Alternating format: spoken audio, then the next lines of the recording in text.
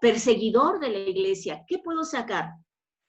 Puedo sacar cómo estamos guiando a nuestros hijos, ¿sí? ¿Qué les estamos diciendo? ¿Qué les estamos llenando la cabecita? ¿Qué es lo que ellos están observando, no? ¿Qué tanto estamos influyendo para que nuestros pequeños o jóvenes de ahora vayan a ser qué en la vida? ¿Van a ser los que son calientabancas o van a ser los que participen y trabajen en la iglesia, que es lo que Dios nos dice? ¿O van a ser los perseguidores de la iglesia criticando, yendo ay, otra vez tenemos que ir?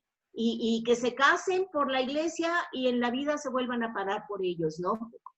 Porque les formamos rituales y no les formamos la convicción del amor al Señor, ¿no? De ver cómo se vive en casa el amor de Dios.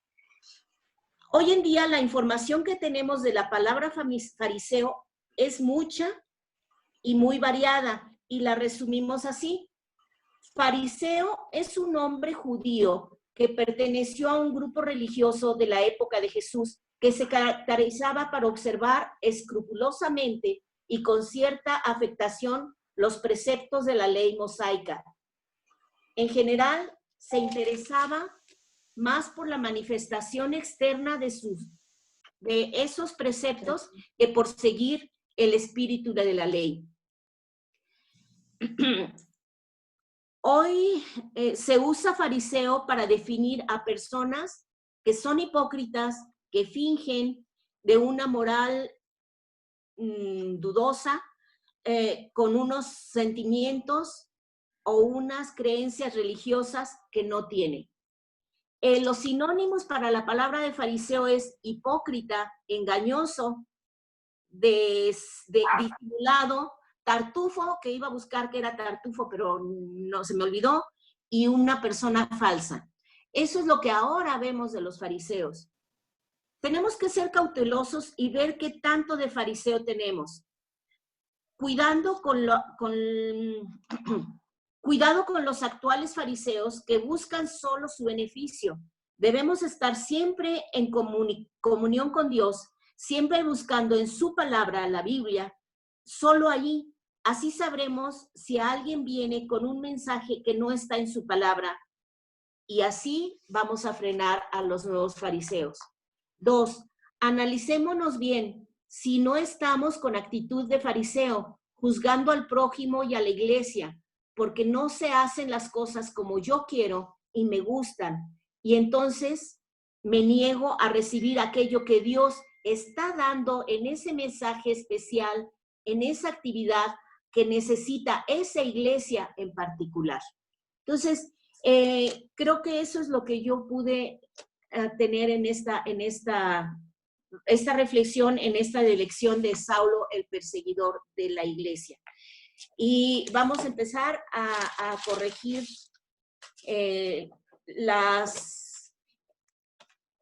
Es que aquí es donde yo no sé y me gustaría, no sé, Conchita, ¿te puedo pasar la batuta de checar la prueba y demás? Porque no sé cómo se hace.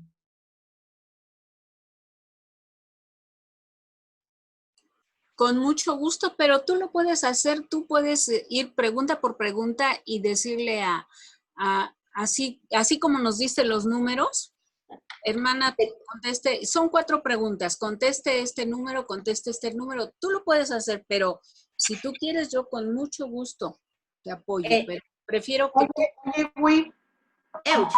Oye, yo nada más quiero comentarte que sí es cierto, o sea, todo lo que tú dices pues está plasmado en la Biblia.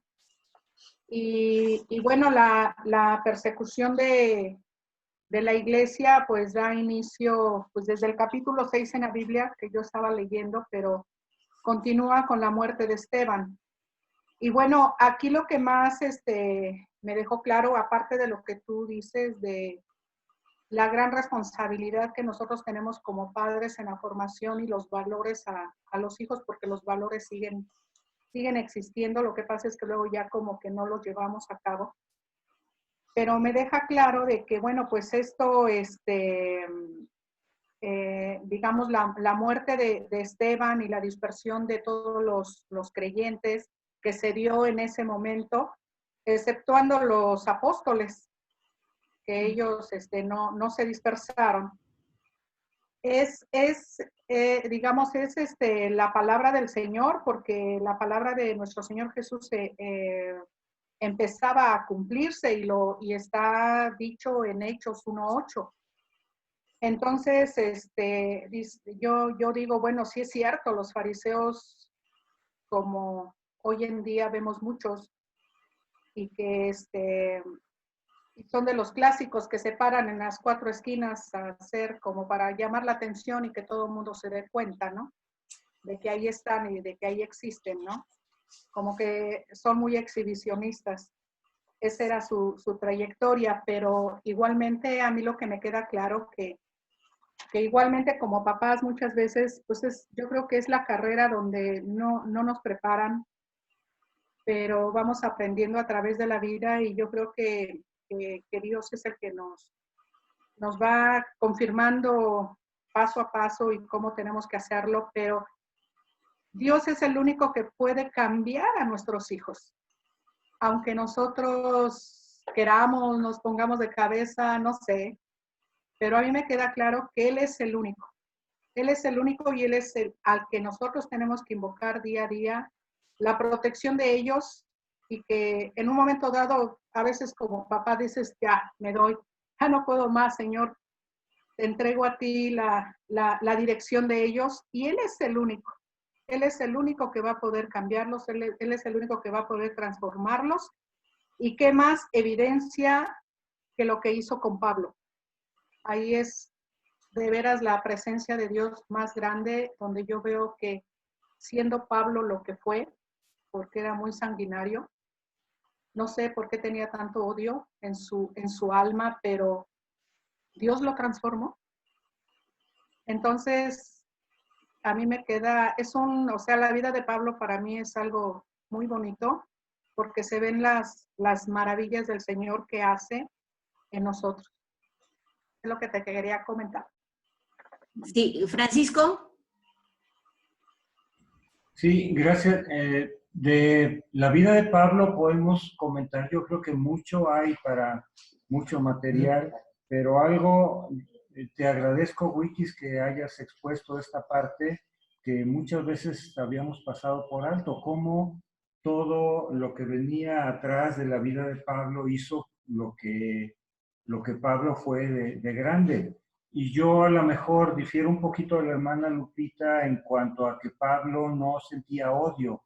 O sea, no era un odio en sí por matar a la gente, sino era más bien el celo de lo que a él le habían enseñado a vivir. Entonces, eso es muy, muy resaltable. Y la otra cosa es que yo siento, y aquí es una muestra con la vida de Pablo, de cómo Dios toma a las personas, pero no nos hace, no nos quiere de robots, nos toma con nuestras personalidades, con nuestras deficiencias, y en este caso tomó a un Pablo con ese celo, con esa disciplina para seguir lo que él pensaba, y lo convirtió totalmente, ¿no?, en el camino a Damasco, y aprovechó todas esas cualidades que antes Pablo usaba para, en teoría, hacer el mal, pero era por su celo, por lo que le había enseñado, para ahora hacer, y vemos, ¿cómo es que vemos el resultado nuevo de la vida de Pablo en sus epístolas,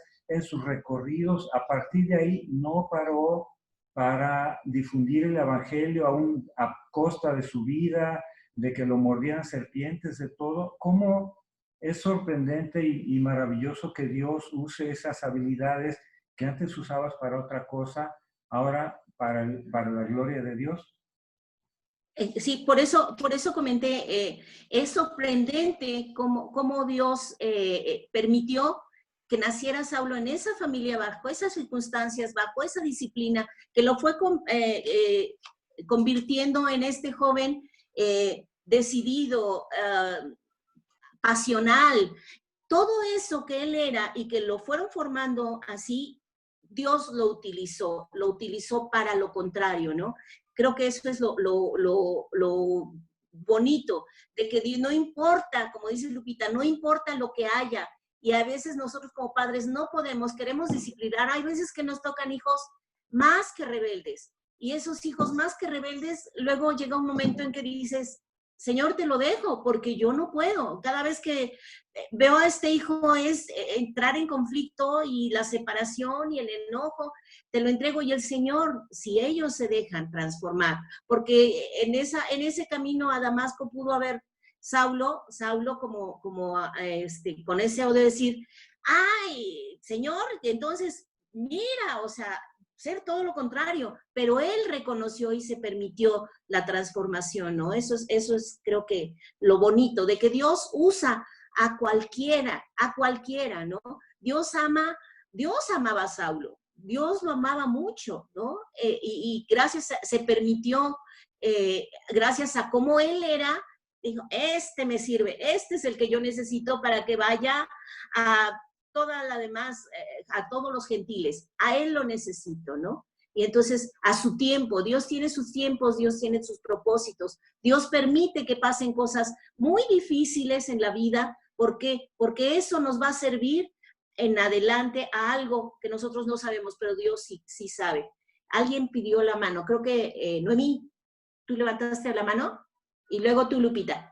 Me gustó mucho el recorrido que hiciste, Wikis, desde la niñez y la forma en que llegaste aterrizando, cómo estamos siendo comunicadores a nuestros hijos de nuestros preceptos, de lo que creemos, cómo estamos siendo nosotros transmisores de nuestra fe sin caer en estos rituales.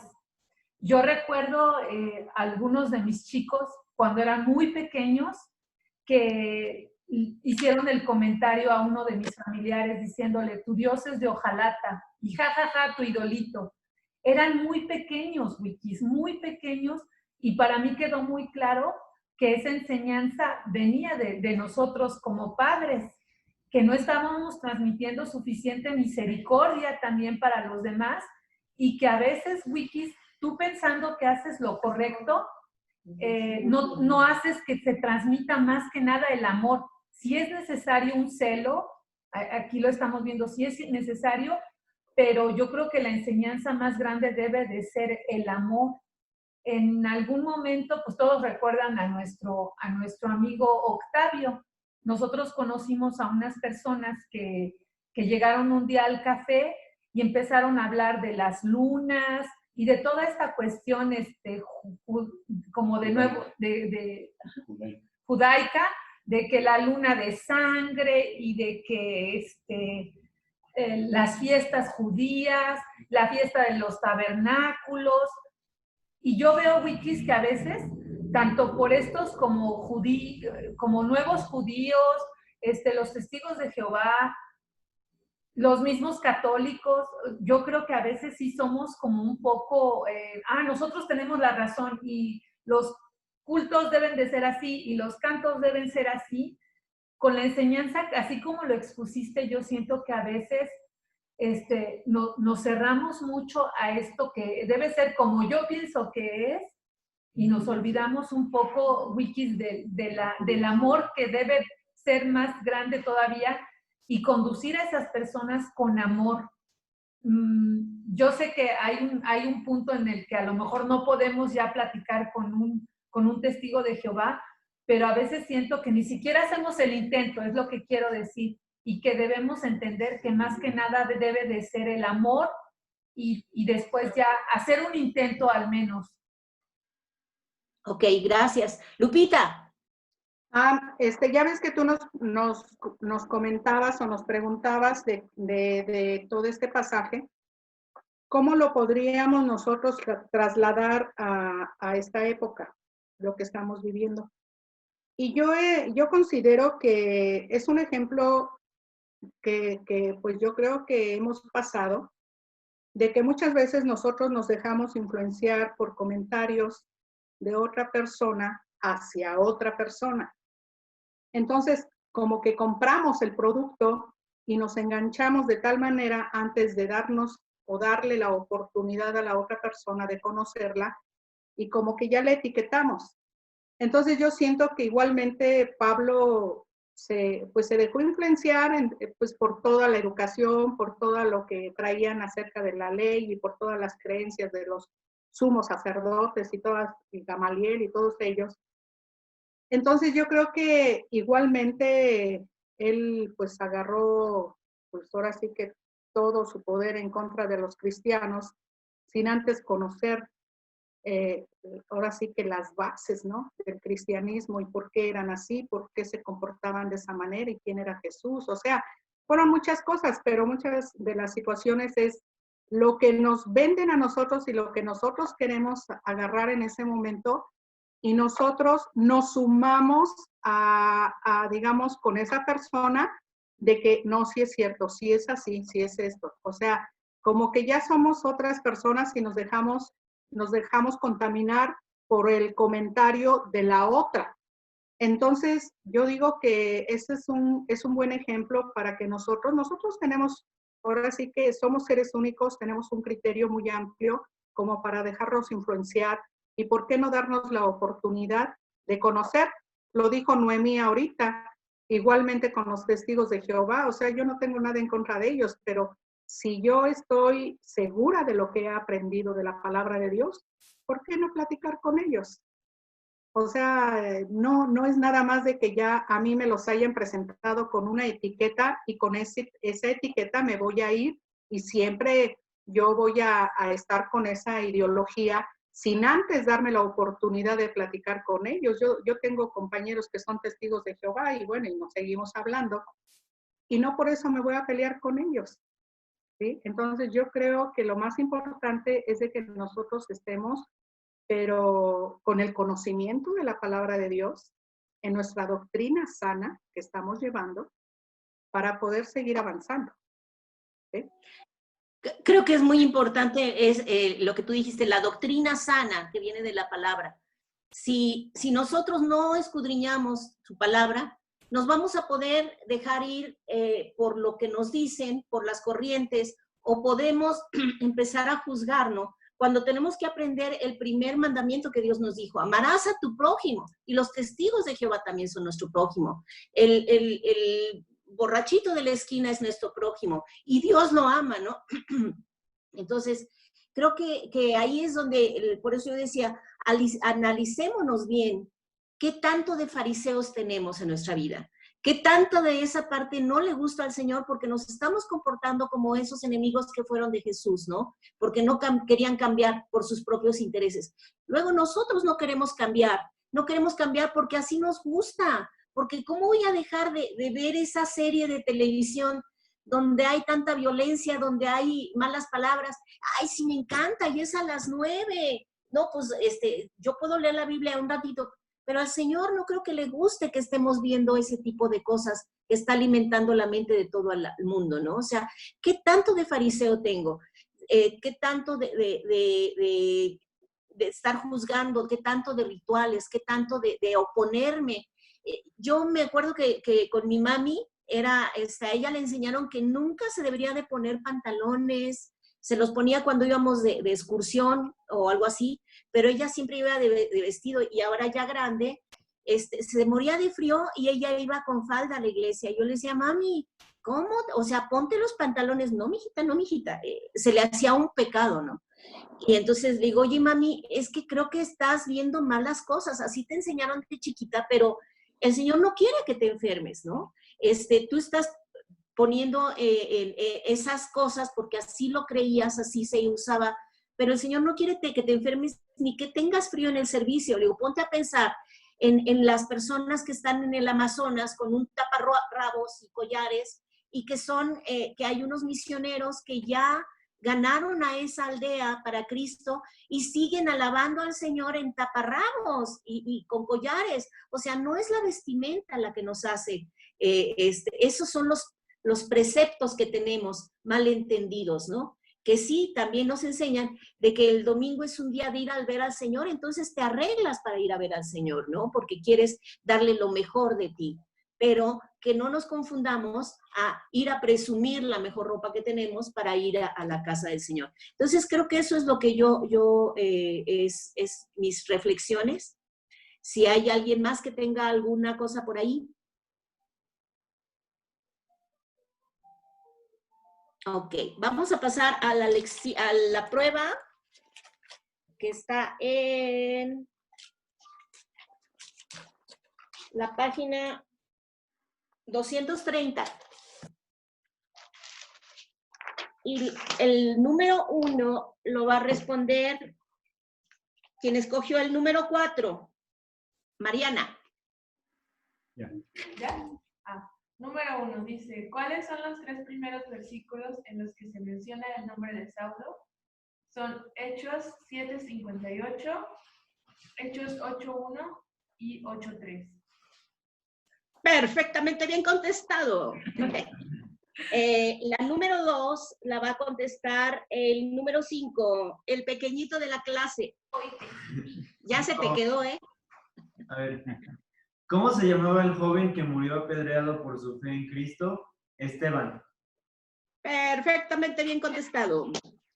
Viene la pregunta número 3, el inciso A, lo va a contestar el número 6, Lili. ¿No prendiste tu micrófono, Lili?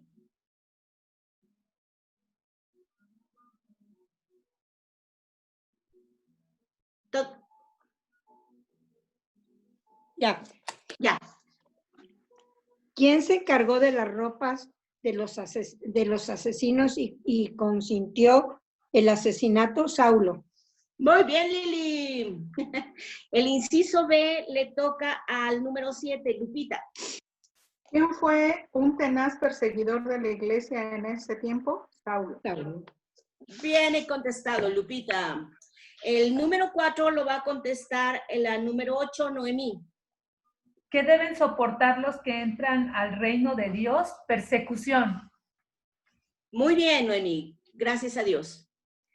Ahora, Francisco, tú vas a decir lo que quieras porque no te puedes quedar callado. Que yo te propongo, diste muy bien la clase, te propongo para que des la siguiente. Ándale, búscate la boa que tenga adentro. No, te agradecemos mucho, estuvo muy claro todo. Bueno, faltan las preguntas de meditación para meditar en la página 50. Esas te las dejo a ti, Conchita. Ájale. Bueno, pues lo hacemos. Dice aquí para meditar. Según lo que Pablo dijo a los Gálatas en Hechos 14, el 22, ¿a través de qué deben pasar los que entran al reino de Dios? Por eso es de que yo hablaba acerca de la conversión de Pablo, cómo él cambió, cómo el Señor Jesús lo cambió totalmente, porque ahora primero perseguía, pero ahora está dispuesto a sufrir todas las tribulaciones y todo. Y aquí en este versículo, según Hechos 14, 22, él los anima a los hermanos y le voy a pedir al número 8. ¿Quién es el 8? ¿En qué página estás viendo eso? En la página 30. 50, perdón. La 50. La 50, perdónenme, muchachas. Ya no, Donde mis lentes dice ya no me para dan. meditar, donde dice para meditar en la página 50. Gracias. El inciso 12. Entonces sí, y es la primera pregunta. ¿A través de qué deben pasar los que entran al reino de Dios? El número que le tocaba, no sé en qué número te quedaste, Wikis, ¿el 8? Ah, el 8 a Noemí. Sí, pues, vas tú. deben pasar por aflicciones. Por tribulaciones, por aflicciones, muy bien. Luego viene la segunda meditación. Según Jesús, ¿ya lo encontraste, Lili? Sí, ya, estaba perdida. Ah, bueno. Dice, según Jesús, en Juan 15, 18 y 20, ¿por qué es inevitable eso? ¿Quién sigue? El número 9. Le voy a pedir que Francisco. busquemos. en Mateo, no, En en Juan 15, 18 y 20. 18 y 20. ¿Lo puedes leer al que le toca? ¿A quién le tocó después de mí? Francisco. Ah, Paquito. Entonces, puedes leer los dos versículos que mencionan aquí y luego contestar la pregunta. Dice, ¿por qué es inevitable esto? A ver, contesto primero porque ya la tengo a la mano. Dice, el mundo ha aborrecido a Jesús y por eso a él lo han perseguido a los que le siguen. Ajá. También. Y bueno, hay varias referencias, pero aquí nos da la de Juan 15, 18 y 20. El mundo es aborrecido, o también que nosotros no somos de este mundo, que no nos amoldemos a este mundo, que en el mundo encontraremos aflicciones, etc. Dice Juan 15, 18, si el mundo os aborrece, sabed que a mí me ha aborrecido antes que a vosotros. Si fuerais del mundo, el mundo amaría lo suyo, porque no sois del mundo, antes yo os elegí del mundo, por eso el mundo os aborrece. Es que si aborrecieron al Señor Jesús, pues nosotros como seguidores del Señor Jesús también podemos esperar eso. Ahora, la siguiente pregunta de meditación dice, según Jesús en Mateo 5:10, ¿qué debiéramos sentir cuando sucede esto? ¿A quién le tocó el 10, el número 10? No hay 10, no hay número 10. Bueno, yo digo dicha. Yo te comento. Tú eres la 10, señorita Wiquitas. Debemos de sentir dicha. Y debemos de sentir dicha cuando, por ejemplo, en la escuela no queremos participar en algo porque sabemos que no le agrada a Dios y nos van a hacer bullying y nos van a decir maricones, etcétera, etcétera. Pero yo voy a estar contento porque sé que el mundo va a estar en mi contra, pero yo estoy agradando a Dios. Entonces ese es el gozo, esa es la dicha. Estoy agradando a Dios con eso, ¿no? Y Muy Mateo 5:10, no lo tengo abierto. Dice, bienaventurados, ya lo encontraste, qué bueno. Ya lo encontré. Mateo 5:10 dice, bienaventurados los que padecen persecución por causa de la justicia, porque de ellos es el reino de los cielos. Entonces, pues debemos estar dichosos porque tenemos ya un reino con el Señor, ¿no? Como hijos de Él. Perdón, era tu respuesta. Está bien. No, ya. Bueno, y la última, esa es una pregunta a todos general, los que quieran contestar, dice, ¿cómo se siente usted al ser perseguido por su fe en Jesús? Pensemos cómo nos sentimos. Realmente la persecución que la primera iglesia tuvo no se compara con las persecuciones o con las ofensas que hemos recibido nosotros en algún tiempo, ¿no? Pero ¿cómo nos sentimos cuando somos perseguidos por nuestra fe?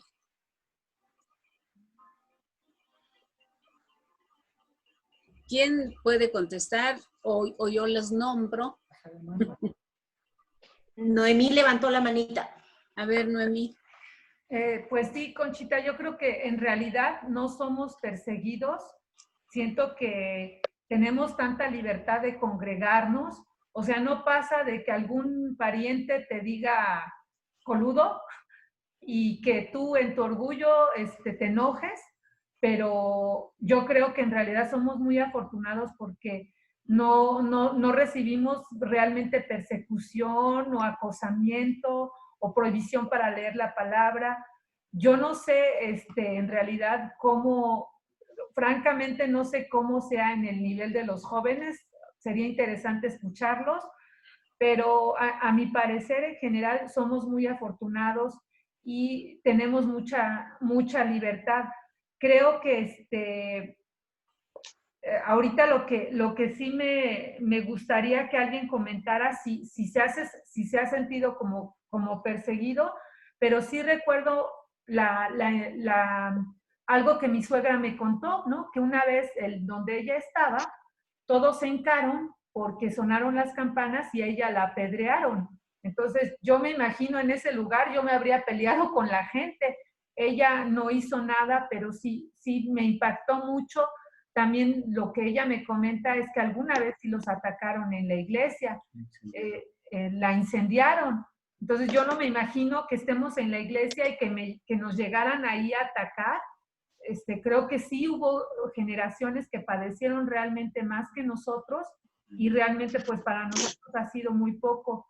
También recuerdo otra, no persecución, pero sí crítica que yo tuve en contra de mi esposo. Todavía no sabía yo de la palabra, invité a Francisco el primer año a Navidad y pues resulta que Francisco no quiso besar al niño Dios y yo decía, qué grosero, ¿cómo se atreve a no querer besar al niño Dios? Me está poniendo en evidencia con mi familia, ¿qué tiene de malo? Él debería besar a ese niñito, pues es lo que todos hacemos. Y yo muy ignorante de la palabra, yo me recuerdo muy bien la escena, todos viendo a mi esposo fijamente con ojos acusadores, como el diablo, ¿no? Porque cómo se atrevía a faltarle al respeto.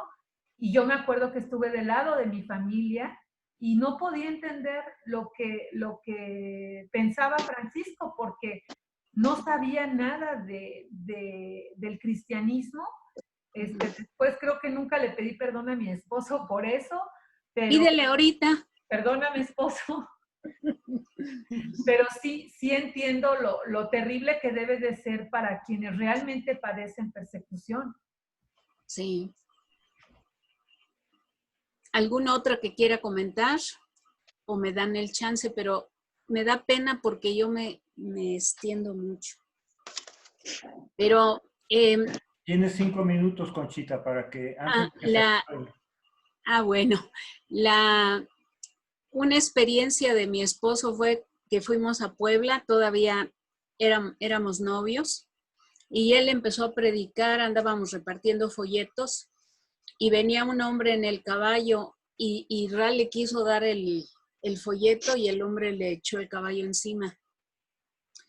Y Ral, pues instintivamente se quitó, y después estaba muy apenado de que no se había quedado, aunque lo aplastara el caballo. Y ya el pastor le dijo que no, pues que sí, ciertamente sufrimos algunas persecuciones, pero que a veces, pues, por ejemplo, en ese caso, pues sí se quitó porque dijo, ¿qué tal que aquí lo aplastan y ya usted ya no va a poder predicar? Ya fue como se quedó más tranquilo.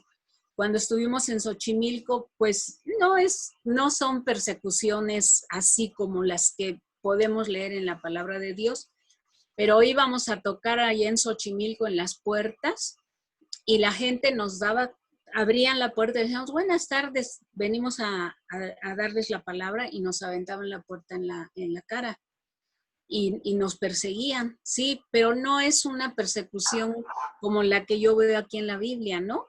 Ahora, tal vez otro tipo de persecución que nos ridiculicen, que nos hagan sentir mal por eso, pero realmente... cuando de mí una compañera se burlaba, yo cuando llegaba a mi casa lloraba y yo decía, Señor, perdónala, a mí no me ofendió, te ofendió a ti. Y no, realmente tú dices, y confirmo contigo, que tenemos una gran bendición, no tenemos persecución, pero quizá eso nos ha hecho flojos y quizá eso nos ha hecho indiferentes para poder predicarles a otras personas. Ahorita yo últimamente pues estoy lidiando con los nuevos jardineros y les predico y noto que me dan el avión, que me oyen y que me dan el avión, pero pues yo sigo orando y digo, Señor, eso no es persecución para nada, ¿no? Pero pues sigo diciéndoles que Dios les ama, ya les di folleto, les pregunté que según esto sí tienen Biblia, les presté una película, ya tienen un mes con la película de Jesús y no la han visto. No hay ese interés, pero nosotros como hijos de Dios pues debemos tener ese interés y agradecerle al Señor que no tenemos estas persecuciones como su iglesia en los inicios, ¿no? Amén. Señorita Wikis, tome otra vez usted la batuta, ya terminamos las preguntas. Bueno, pues creo que no sé si hay algún comentario más para ya sí, Lili, qué bueno. Bueno, yo admiro mucho y respeto muchísimo a ustedes por el conocimiento tan profundo que tienen de la Biblia. Ojalá todos tuviéramos ese conocimiento y creo que esa es una arma vital para cuando te agreden. Sí, pero la palabra del Señor dice, y ustedes, Éxodo, quién sabe qué, y yo digo, Madre Santísima, yo estoy en primero de kinder y en bolitas y bastoncitos. Entonces digo, para mí, mis respetos, mi cariño, mi agradecimiento, porque todos ustedes son los grandes conocedores y manejan la Biblia como deben de manejar. Qué arma tan maravillosa tenemos y pues yo estoy empezando desde el principio a leer, ahorita estoy en Génesis y estoy leyendo la vida de Moisés aparte, pero no en la Biblia, estoy en otro libro y estoy impactada de todo lo que estoy leyendo y pues bendito sea el Señor que tenemos esa arma para sabernos llevar la palabra de Dios y conocernos y como se dice vulgarmente, que no nos revuelquen. Así es. Es una Sí. hermosa guía para la vida. La Biblia no nada más es el conocimiento, es una guía para Sí. poder vivir en esa tierra, pero sobre todo es lo que nos enseña a llegar a la presencia del Señor, ¿no? Al Sí, estar. claro. Sí, Conchita. Bueno, pues yo a Lili quiero felicitarla porque ha sido muy constante. Gracias. Porque ha ido a las clases, porque tiene ese interés. Y lo primero, lo que yo quiero decirle es que a través de Cristo Jesús tenemos todo. Sí. Si nuestra fe está puesta en Él, ya tenemos todo. Y ese es mi anhelo, que el Señor Jesús, yo pienso que tú ya has hecho esa reconciliación con Dios a través de Cristo Jesús. Y te felicito, yo creo que todos eres un ejemplo de tu constancia para estar asistiendo y tu anhelo de querer aprender de la palabra de Dios. Muchas gracias a todos. Un beso, Conchita. Un beso. Francisco. No, solo quería felicitar a Lili también y admirar su constancia y su sed de encontrarse y tener un encuentro personal con nuestro Señor. Felicidades, Lili. Gracias, hermano. Por tu ejemplo. Por eso estoy yo aquí, por ti. No, al contrario, he aprendido muchísimo y he tocado los filamentos más sensibles de mis hijas. ¿Ves? Gracias. Tengo una hija que a veces se me derrumba y le digo, fe en Dios, mi amor. Nunca digas no. Y es una prueba que Él te pone y empiezo, y luego me quedo yo me asustada, digo, ¿dónde, Dios mío, saco tanto verbo? Pero bueno. Gracias Sí. a Dios. Gracias a Dios. ¿Vas Ay, a mi decir algo, linda. Chelita? Y yo también quiero felicitarte, Lili, porque me platica siempre que muy feliz, muy entusiastamente, cuando hace su tarea, se rodea de la Biblia y le da un lugar número 1 con mucho amor y con un interés para agradar al Señor. Yo también, muchos besos, Lili. Ay, gracias. Pues es que ustedes dicen escudriñar las escrituras y yo tengo la mala costumbre de que cuando leo un libro estoy consultando la computadora porque hay palabras que, por ejemplo, ahorita que estoy leyendo la vida de Moisés,